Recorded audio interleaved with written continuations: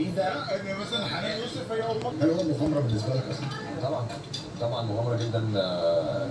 كوني اصلا اني اعمل فيلم عموما دي مغامره، يعني دي مغامره لعمر هلال ومحمد حفظي والبوكس وليا ولكل الممثلين. الموضوع بالنسبه لنا كان يعني مهم جدا انه يطلع بالشكل الطبيعي والحقيقي، لانه اولا قصه حقيقيه، ثانيا الناس دي مش بتهزر.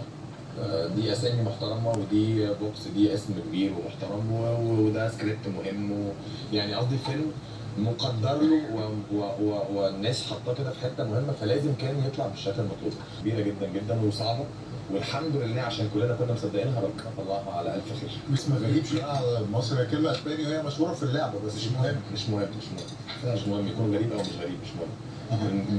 دي وجهه نظر ورؤيه صانع الفيلم. على الجمهور انه يفهم، يتقبلها او ما يتقبلهاش، على راسنا، لكن لازم يفهم. في تماس كده ما بين الفيلم وما بين سفاح الجيزه فكره الابطال المشاركين، يعني هم لا بقول لك ايه، انت اسئلتك غريبه. انت بتشتغل محضر او حاجه؟ ايه علاقه سفاح الجيزه ان مثلا حنان يوسف هي اول مره، هي فاهم ايه يعني؟ حلو. يا راجل صباح الفل يا راجل.